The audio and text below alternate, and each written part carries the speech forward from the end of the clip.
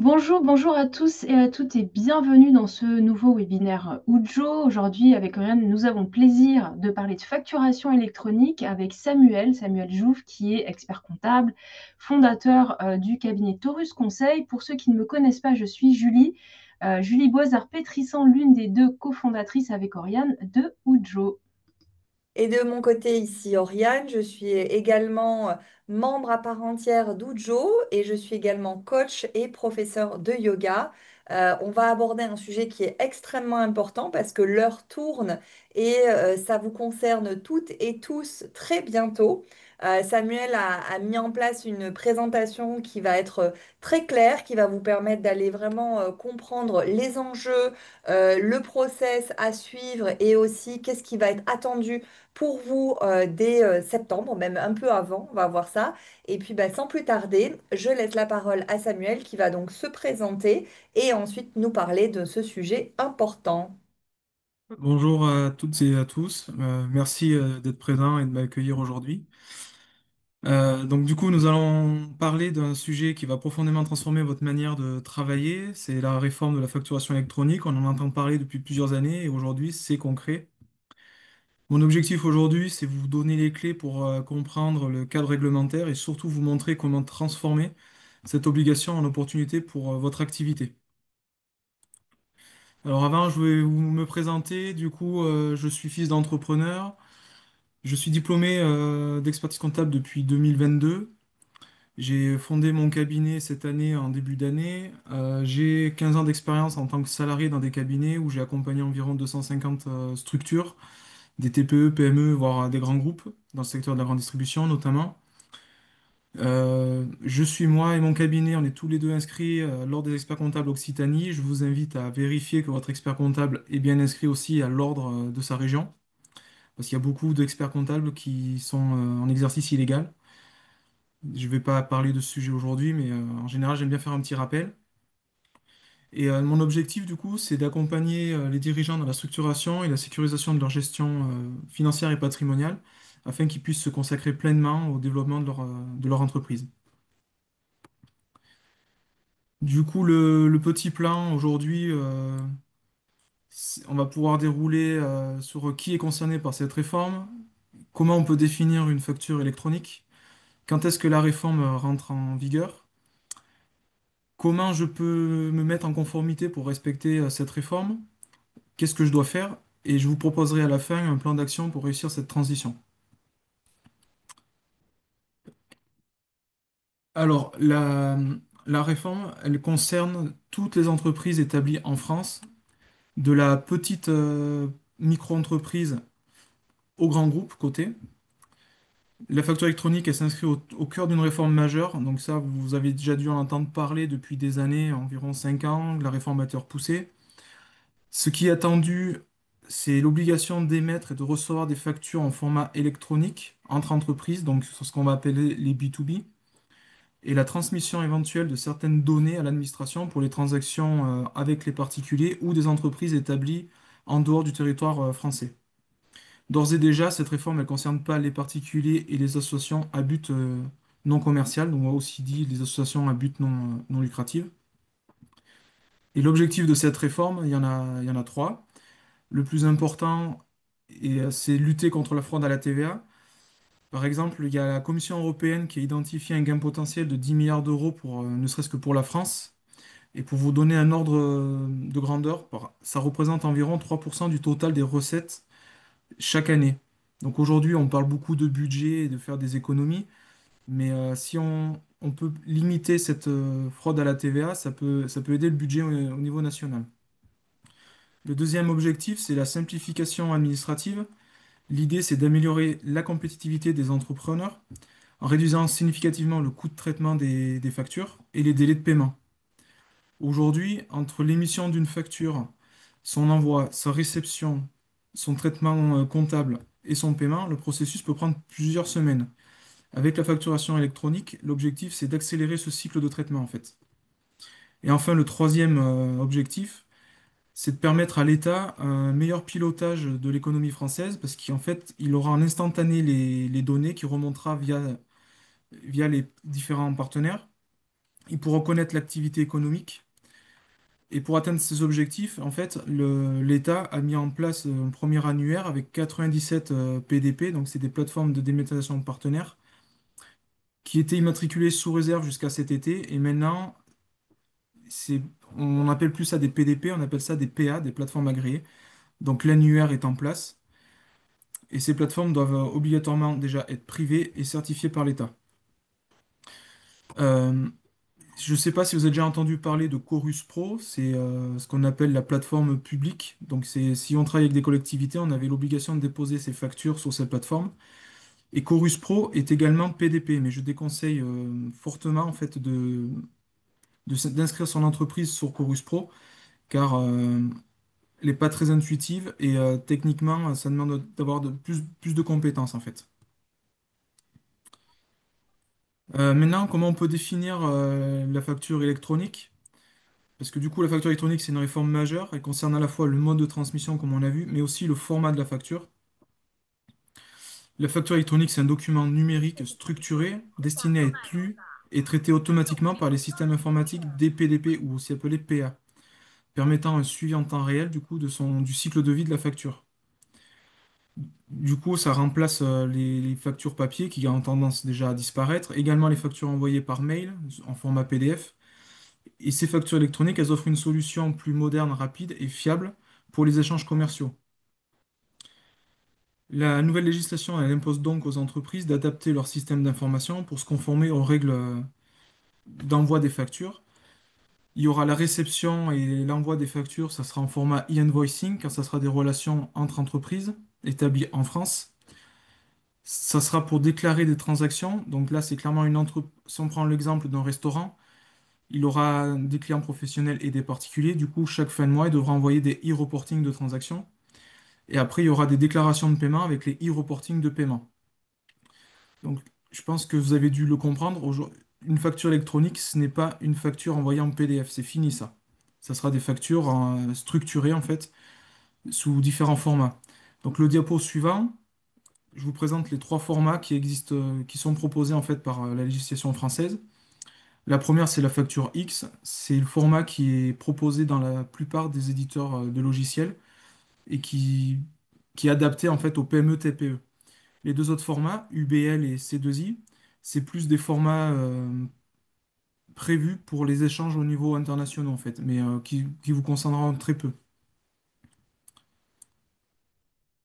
La facture électronique, du coup, il y aura de nouvelles mentions obligatoires qui devront figurer sur ces factures pour les entreprises. Donc déjà, il y a le numéro SIREN, c'est obligatoire. L'adresse de livraison des biens, lorsqu'elle est différente de l'adresse du client. De la mention pour la catégorie de l'opération, donc ça peut être des livraisons de biens, ça peut être prestation de service ou mixte, et c'est ce qu'on appelle le double. C'est-à-dire qu'il y aura une livraison de biens avec une prestation. Et enfin, il y aura une mention obligatoire pour l'option pour le paiement de la TVA d'après les débits, c'est-à-dire lorsque le prestataire a opté au moment de la facturation.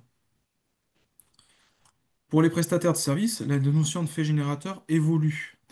Contrairement à la vente de biens où la facturation intervient généralement à la livraison, les services peuvent avoir un fait générateur différé. C'est-à-dire, si on prend l'exemple d'une prestation qui a été réalisée le 15 octobre, donc hier, mais que la date d'achèvement de la prestation, elle intervient le 31 octobre, c'est cette dernière date, le 31 octobre, qui constituera le fait générateur pour l'administration fiscale et du coup le règlement de la TVA. Cette information, elle devra impérativement figurer dans les données transmises à l'administration. Il y a une autre spécificité qui rentre en vigueur, c'est l'exigence de décomposition pour les prestations périodiques. Concrètement, c'est le cas pour moi des honoraires comptables. J'ai une mission annuelle et je facture de manière mensuelle. Donc, c'est des prestations récurrentes et je devrais désormais remettre en fait à l'administration ces prestations et les expliquer par période. Et cette règle, elle vise à permettre à l'administration de suivre en fait précisément la réalisation de la prestation dans le temps. Ensuite, pour toutes les entreprises, il y aura quatre éléments qui devront systématiquement être précisés. Donc, c'est pour tout ce qui est prestataire de service. C'est la période couverte du coup pour la prestation, le type de service qui sera rendu, le lieu de consommation et le moment de facturation. Cette granularité d'information, ça répond aux exigences en fait de traçabilité et de lutte contre la fraude à la TVA. Sur le slide suivant, je réponds à la question quand est-ce que cette réforme rentre en vigueur? Donc là, c'est le nerf de la guerre.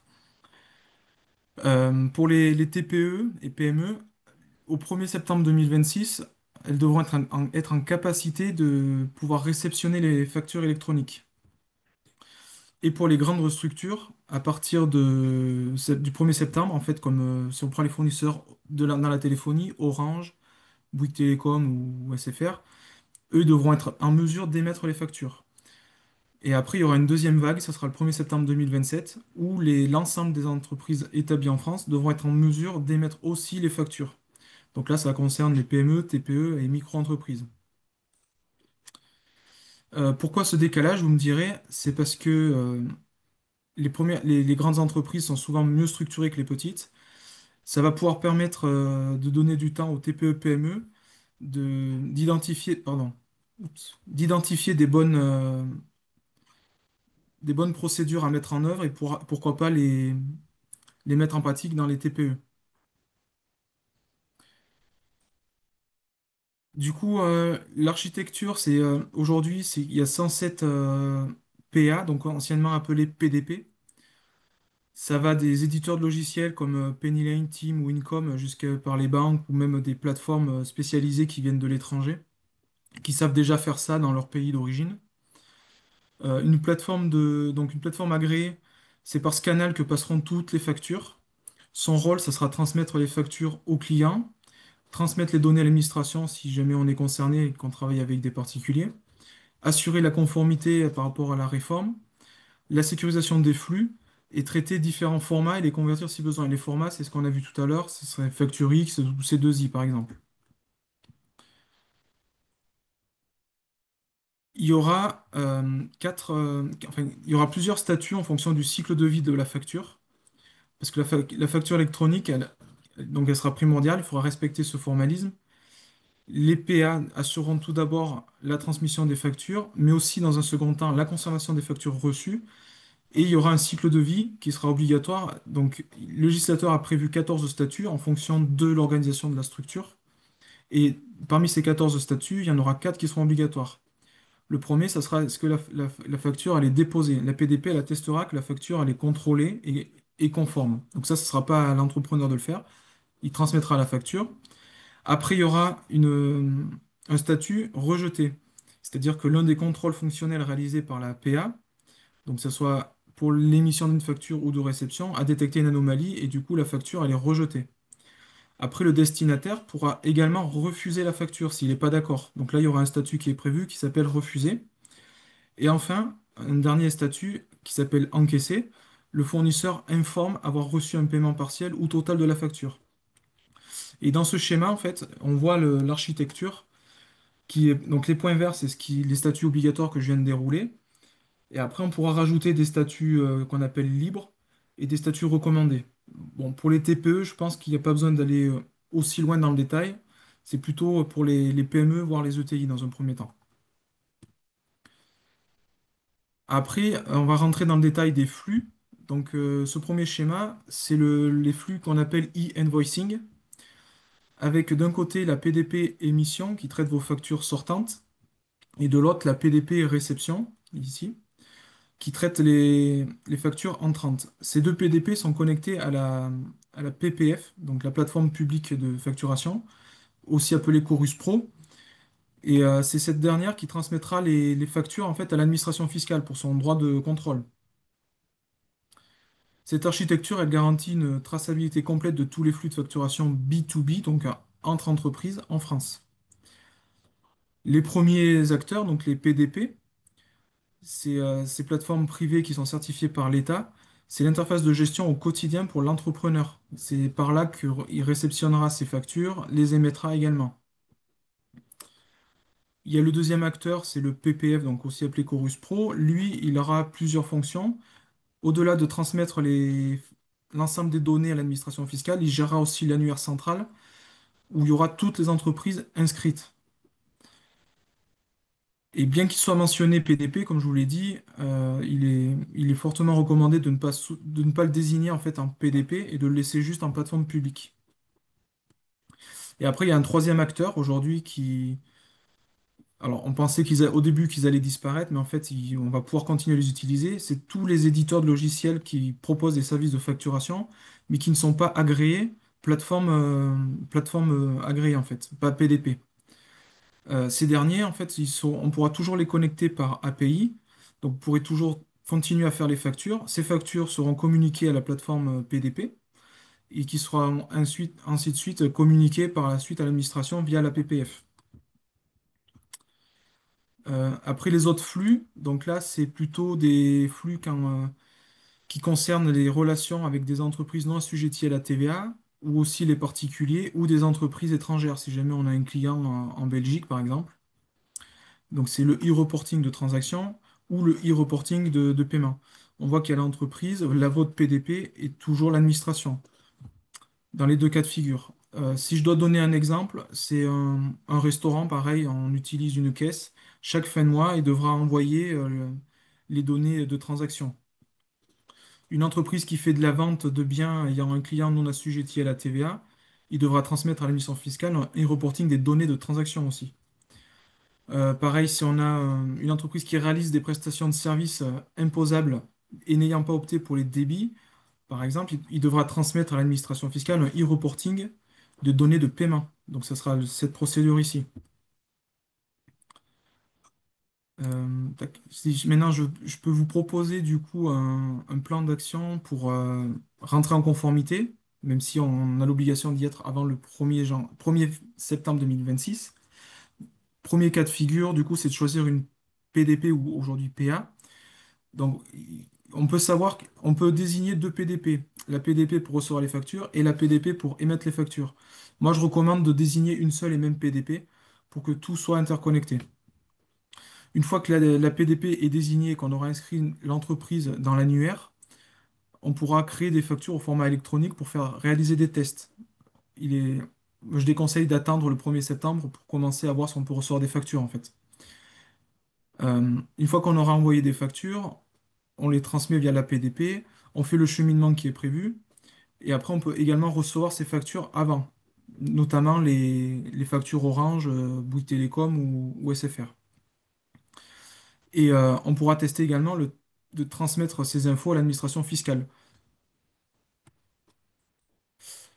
Moi, les enjeux et opportunités que j'ai identifiés dans le cadre de cette réforme, c'est la réduction des coûts de traitement. Comme je disais en introduction, aujourd'hui, quand on reçoit une facture, le temps de la communication comptable, après, dans un second temps, de la payer, il peut se passer plusieurs semaines. La réduction des coûts de traitement, du coup, c'était identifié par Bercy. Une facture papier, ça coûte aujourd'hui entre 10 et 15 euros de traitement, alors qu'une facture en format électronique, il l'estime à 1,50 €. Donc on divise le coût par 10 en fait. Le deuxième point, c'est la conformité fiscale. Du coup, ça, vous aurez compris, c'est obligatoire. Mais le système est conçu pour répondre aux exigences légales en matière de TVA, ce qui réduit le risque d'erreur ou de pénalité. Aujourd'hui, il y a encore 70% des TPE qui réalisent leurs factures en format Word ou Excel, donc qui n'utilisent aucun logiciel de facturation. Le troisième avantage que j'ai identifié, c'est la diminution des litiges des erreurs. Les données, elles sont transmises de manière structurée et contrôlée, c'est-à-dire que toutes les entreprises devront respecter un format et on ne pourra pas envoyer de manière différente. Ça limite donc les erreurs de saisie ou les factures perdues, les excuses pour dire ben, j'ai jamais reçu votre facture, envoyez-moi là pour gagner une semaine ou deux pour payer éventuellement. Un quatrième point, c'est le gain de temps grâce à la transmission automatique. Plus besoin d'imprimer ou d'envoyer ou de scanner. Tout est géré directement depuis la plateforme. Ça accélère le processus du coup. Et enfin, un accès facilité à la donnée comptable.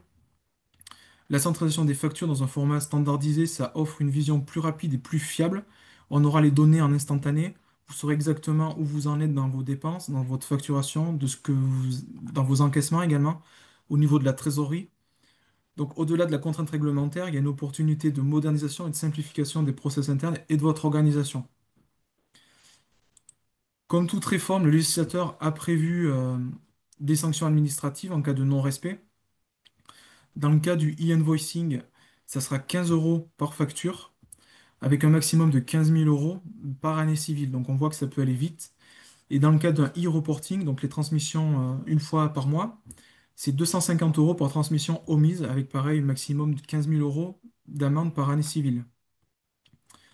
Également, l'administration fiscale aura accès aux données en instantané.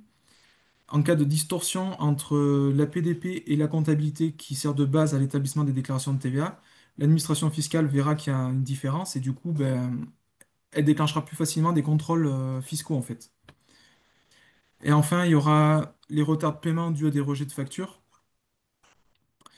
Ces retards ou ces erreurs récurrentes, elles peuvent nuire à la relation avec vos clients ou fournisseurs qui attendent de vous un traitement plus fluide et fiable en fait.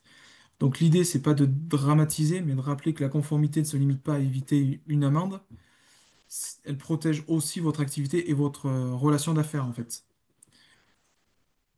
Euh, Si je passe à la slide suivante, là je propose du coup un cheminement, le process du coup pour réussir votre transition.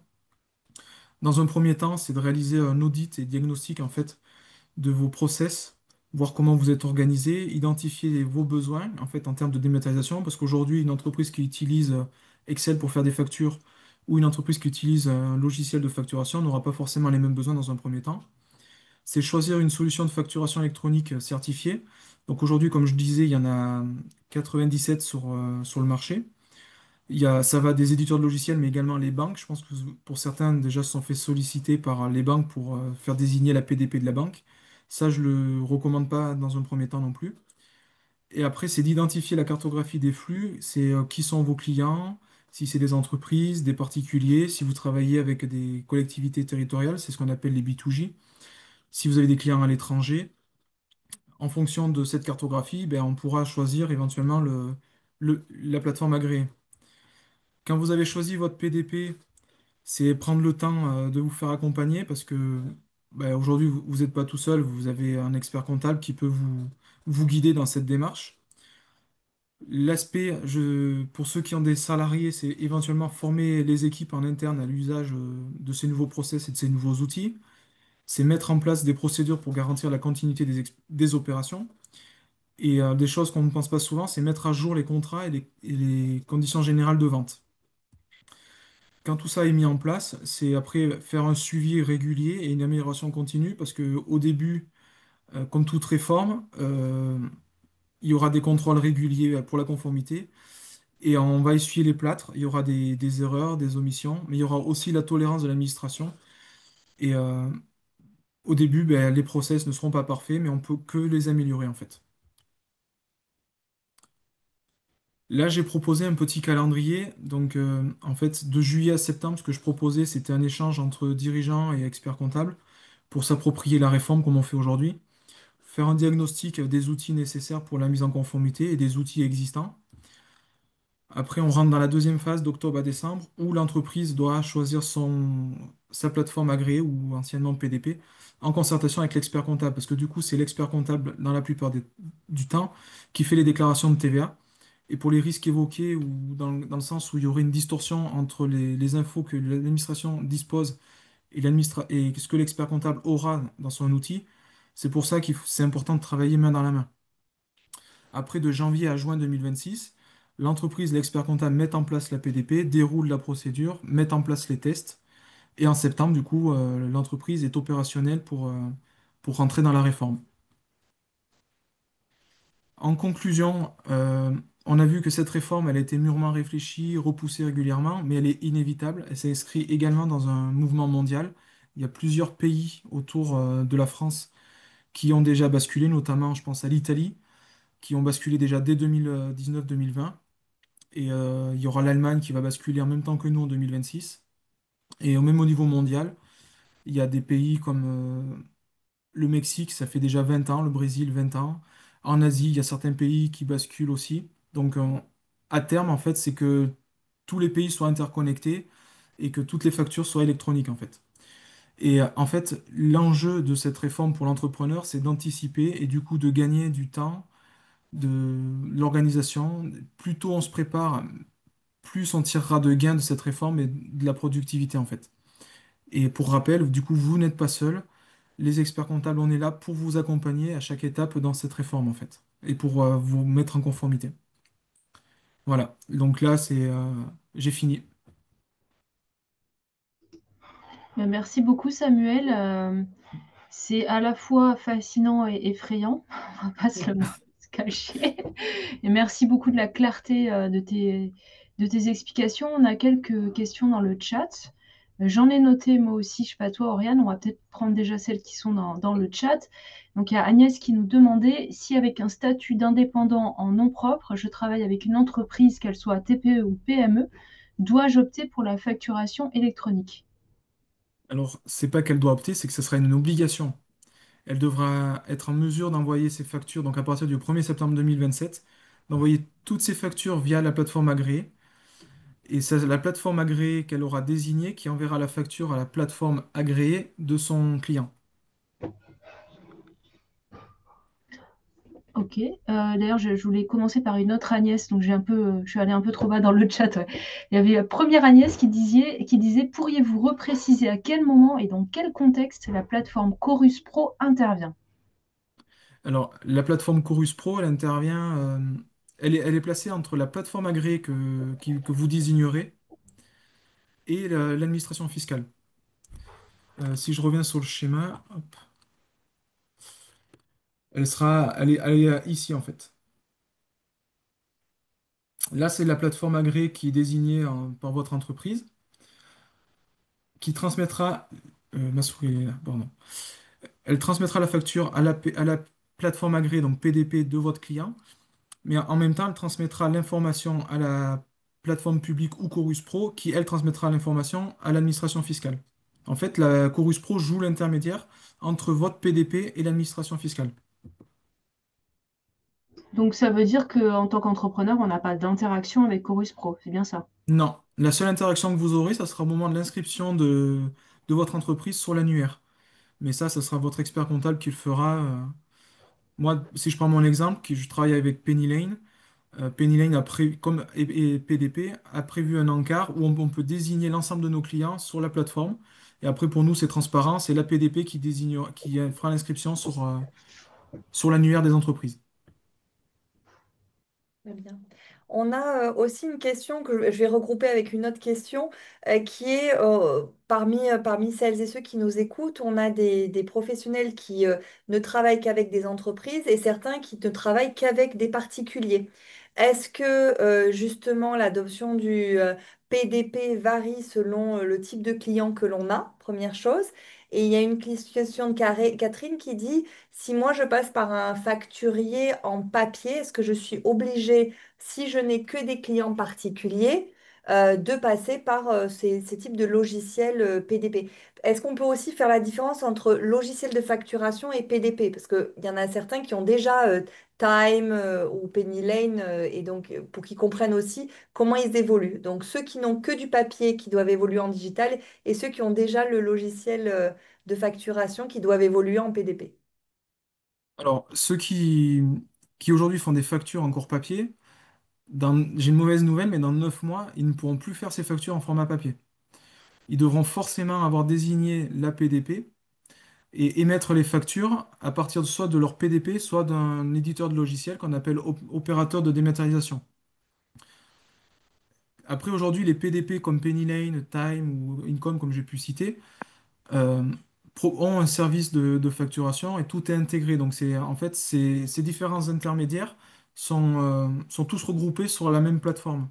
Samuel, Si pardon, demain, oui, je suis désolée d'interrompre, mais avec les clients particuliers, et je vais alors vous avec donner les, un exemple. Oui, vas-y. Pardon, oui, allez-y. avec les clients particuliers, ça sera l'autre process.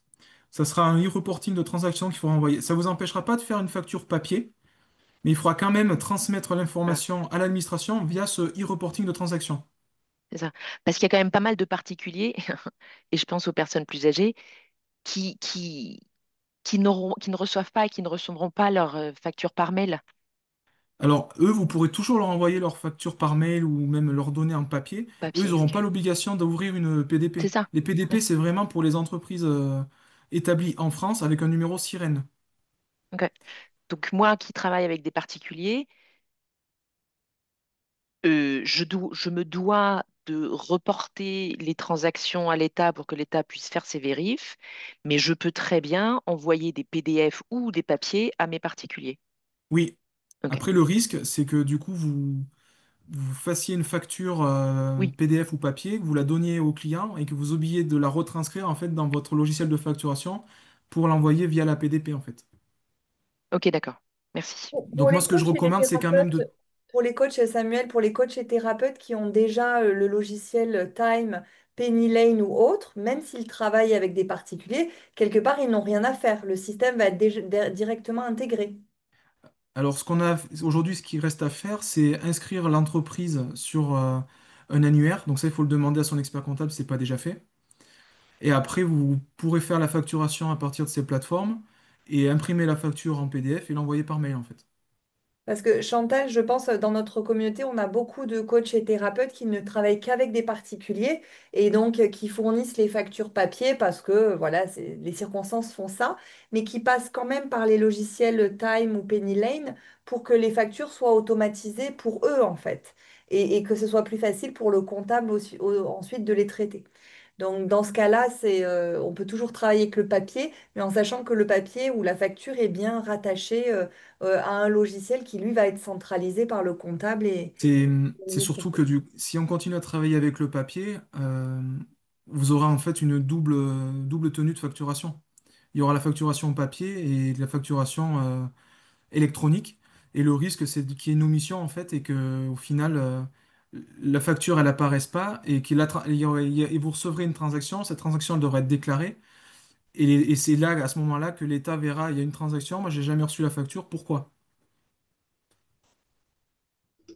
Donc moi, ce que je recommande, c'est que vous commenciez, en fait, à faire, enfin, que vous priorisez la facturation électronique via les outils, et après, vous fassiez dans un second temps votre facturation papier si vous voulez continuer à la faire papier. Mais en fait, le fer de lance, c'est la facturation électronique. Parce que Mais c'est si ce on a qui des fera clients foi auprès de particuliers, l'administration. je m'excuse, mais si on a des clients particuliers, on ne fait que du e-reporting, soit tous les mois, soit tous les 2 mois. Et donc, Ah, on ça peut sera très tous bien les mois. continuer. On peut très bien continuer à faire les factures via un facturé papier tous les Oui, jours, quoi. Et oui, bien oui, sûr, il vous ne faut pas se pouvez. tromper dans ces déclarations. Mais ça, après, c'est de la fraude C'est si on se ça. trompe dans ces déclarations. Mais OK. moi, je recommande de mettre en place un outil de facturation quand même pour avoir le suivi. Et après, vous pourrez très bien partir pour faire vos factures papier. Si vous voulez continuer en papier, vous partirez de votre logiciel avec les factures établies sur l'outil de facturation, en fait. OK. Merci. Ce qu'on peut faire peut-être, c'est couper l'enregistrement et passer en mode plus interaction directe, Oriane, si ça te va. Oui, bah, avec grand Hein. plaisir, je coupe On va faire ça. l'enregistrement et je remercie ceux qui nous regarderont en replay. Merci à vous aussi. Ah, mais c'est toi qui as enregistré, Julie, je crois.